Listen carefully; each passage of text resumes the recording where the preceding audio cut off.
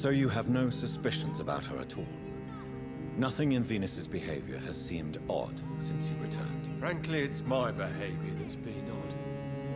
Ever since I got back from the war, she accuses me of being paranoid and delusional.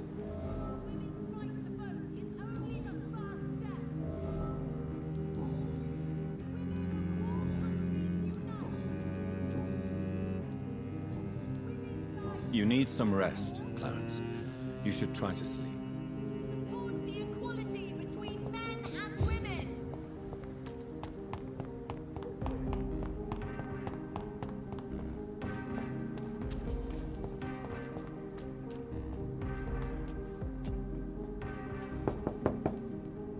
Hello, Venus. Hello, Jonathan. Please, come in. At least you survived the Great War. I think... What do you need from me, Jonathan? Why do you and your husband argue so much? He is not the kind man I married and loved. He is obsessed now. Obsessed with chimeras. I feel trapped. It just makes me want to scream.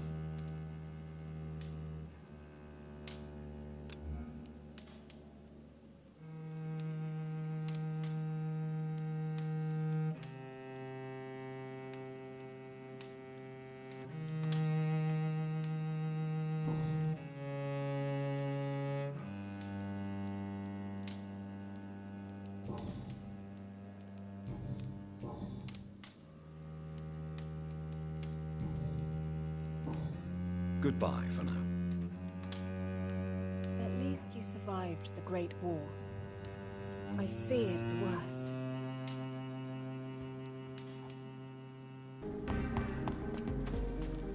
It could be someone you know. Even someone you're close to.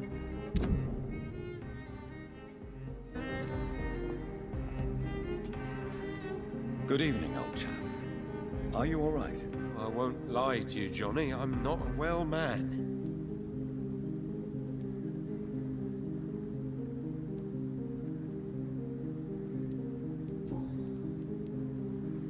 Do you realize you are ruining your family, Clarence? Don't you see the risk here? Money isn't important. Not important when it is a matter of life and death. That is what my dear Venus cannot understand. People will laugh at you, if they don't already. Think about your wife and your position. Think about your future. I understand my wife's embarrassment, but gossips don't kill, vampires do. There'll be no future if people don't open their eyes. I can't believe I'm telling you this, but if warning people is that important to you, why not choose a more efficient way to spend your money? Don't you think I tried? I knocked at every door, went to every bank, I even tried to be published. No, Jonathan. This is a one-man war.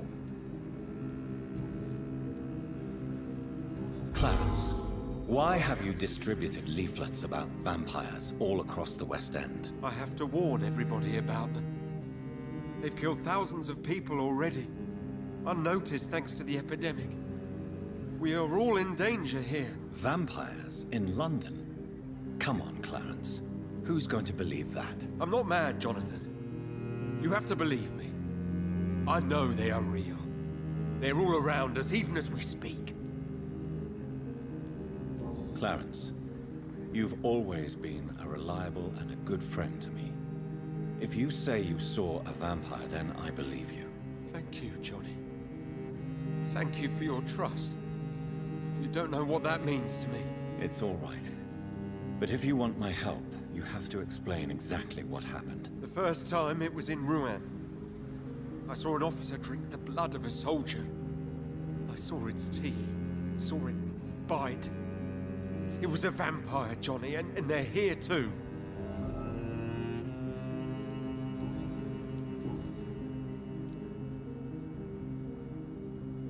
Tell me what you have discovered about vampires, Clarence. They've always been here.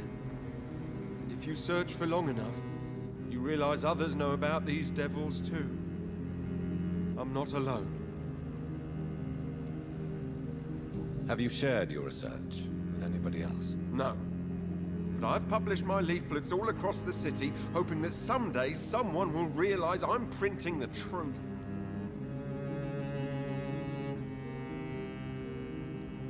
What do you mean you're not alone?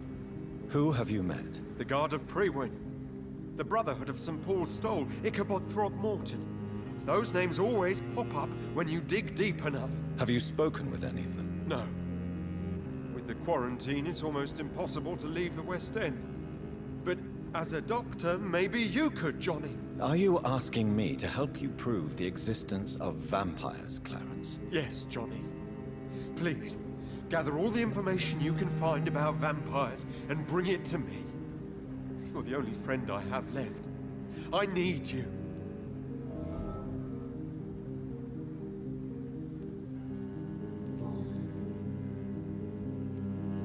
Clarence, tell me about the vampire you saw in France. I was enjoying my leave in Rouen. I left the bar, took a shortcut back to the barracks. I saw it in a back alley. An officer in a stained uniform, biting into a soldier's neck. But you were drunk, weren't you? Are you sure these two men were not just kissing? Please don't insult me, Johnny. I hid, and I saw him leave. Then I saw the body, drained of all blood. I've seen the same marks here in London since I've returned. Did you ever see that officer again? No. He wore the uniform of the Royal Warwickshire Regiment.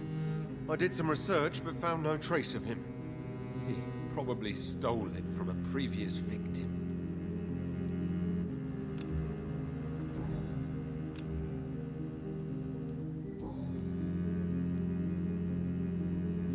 You need some rest, Clarence. You should try to sleep.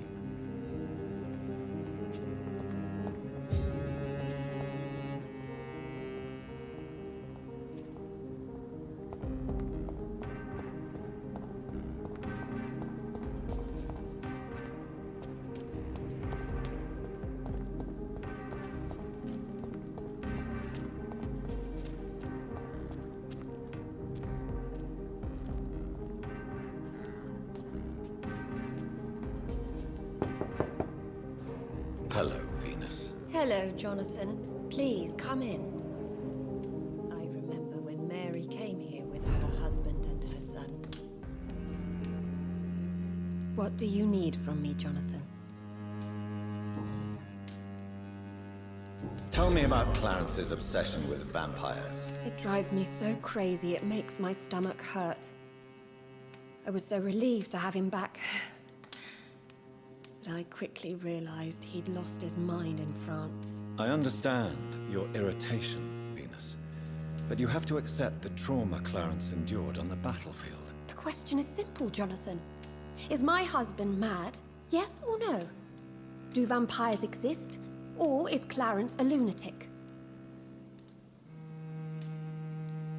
So you don't believe Clarence? If poor Mary, bless her soul, had tried to convince you of the existence of bloody vampires, would you have believed her? Seriously? The important question is, what do you really think of your husband? I'm tough, Jonathan. He should have told me the horrors he witnessed, however appalling it was, instead of inventing a fantasy about blood-drinking monsters.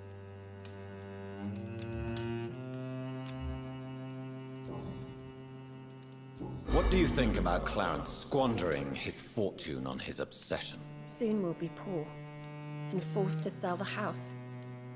Where will we go? In which filthy, infected part of town will we end up? I'm so afraid.